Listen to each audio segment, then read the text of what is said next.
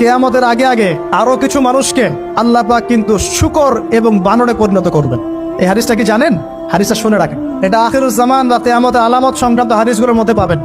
আল্লাহ রাসূল সাল্লাল্লাহু আলাইহি ওয়াসাল্লাম বলেছেন, কিয়ামতের আগে আগে আমার উম্মতের মধ্যে, ভালো করে শোনেন, কিয়ামতের আগে আগে আমার উম্মতের মধ্যে একদল মানুষ বের হবে যারা মদ পানকে হালাল মনে করবে। কাকে? মদ পান করাকে হালাল মনে করবে। যারা বাদ্যযন্ত্র, গায়িকা, নায়িকা এগুলো নিয়ে নর্তকী নাচাবে রাতের বেলা, এগুলোকে হালাল মনে করবে। যারা অশ্লীলতা, বেহায়াপনাকে জায়েজ করে নিবে, ঠিক আছে, এরকম কয়েকটা পাপের কথা বলে নবীজি বলছেন একদিন সকালবেলা আল্লাহ পাক তাদেরকে ঘৃণিত বানরে পরিণত করবে। এটা হবে সামনে, কখন কিভাবে হবে আল্লাহ ভালো জানেন। এবার আমি কনসেপ্টে চলে আসি। এই যে পৃথিবীতে নেমে আসলাম, তাহলে আমরা কোত্থেকে আসছি ভাই?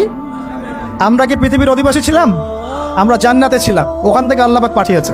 এবার পৃথিবীতে এসে আদম আলাইহিস সালামের যুগে খুব একটা দুর্ঘটনা ঘটে নাই, একটা ঘটেছে। কয়টা? একটা। ভাই হাবিলের কোরবানি কবুল হয়, কাবিলের অন্তর্দাহ হয়, জ্বালা হয়। কেন হাবিলেরটা কবুল হবে, কাবিলের কেন হচ্ছে না? এই হিংসার বশবর্তী হয়ে কাবিল হাবিলকে হত্যা করে ফেল।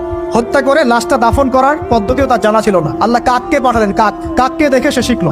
প্রথম দুর্ঘটনা হচ্ছে হাবিল কাবিলের দুর্ঘটনা। বলে রাখি, আজকেও নিজের ভাইয়ের বেশে বহু কাবিল মুসলিম সমাজের মধ্যে ঘুরে বেড়ায়। নিজের ভাইয়ের লেবাসে, পোশাকে, সুরতেই বহু কাবিল এখনো কিন্তু মুসলিম সমাজে ঘুরে বেড়ায়। তো আমরা কাবিলদেরকে কাবিলের পরিণতি সম্পর্কে সচেতন করতে চাই। হাবিল বলেছিল, তুমি যদি আমাকে মারতে আসো, আমি তোমাকে মারার জন্য হাত বাড়াবো না। হাবিল জান্নাতে যাবে আর কাবিল জাহান্নামে যাবে। কেন কাবিল জাহান্নামে যাবে? নবীজি বলেছেন, পৃথিবীর প্রথম হত্যাকাণ্ড সংগঠিত করেছে কাবিল। এই কারণে পৃথিবীতে যত খুন হবে, সমস্ত খুনের পাপের একটা অংশ কাবিলের আমলনামায় যোগ করা হবে। বলে নাউজুবিল্লাহ। একটা কথা মনে রাখবেন, সদকায়ে জারিয়া যেমন আছে, গুনাহে জারিয়াও আছে। একটা মদের দোকান দিয়েছেন, যত মানুষ মদ খাচ্ছে, সমস্ত গোনার একটা অংশ আপনার কাঁধে আসছে।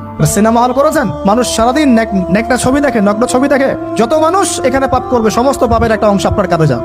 আবার একটা মাদ্রাসা করেছেন, যত মানুষ এখানে দ্বীনি ইলম শিখবে, এই নেকির একটা অংশ আপনি পাবেন ইনশাআল্লাহ। মরে গেলেও কবরে পাবেন ইনশাআল্লাহ। আল্লাহ পাক আমাদের সবাইকে সদকায়ে জারিয়া করার তৌফিক দেখ, গোনাহে জারিয়া থেকে বাঁচিয়ে রাখুন। খুব খেয়াল রাখবেন, আল্লাহ পাক আমাদের হেফাজত করুন বলি আমিন। এবার ওই যুগ শেষ, নূহ আলাইহিস সালামের যুগ। এই যুগে আল্লাহর একই সুন্নত, নূহ আলাইহিস সালাম 950 বছর দাওয়াত দিলেন, 40টা বা 80টা পরিবার ইসলাম কবুল করেছে, বাকিরা করে নাই। যারা করে নাই আল্লাহ পাক তাদেরকে ডুবিয়ে মারলেন, যারা করেছে আল্লাহ পাক উদ্ধার করলেন। সোজা কথা, আজকে সারা পৃথিবীতে যত মানুষ আমরা বেঁচে আছি না, আমরা কোনো না কোনো ভাবে ওই 80 পরিবারের সদস্য। আমরা ভাই ভাই, আমরা ওই ফ্যামিলি, 80 ফ্যামিলির অন্তর্ভুক্ত। কিরকম করে? নূহ আলাইহিস সালামের 4 সন্তান ছিল। কয় সন্তান?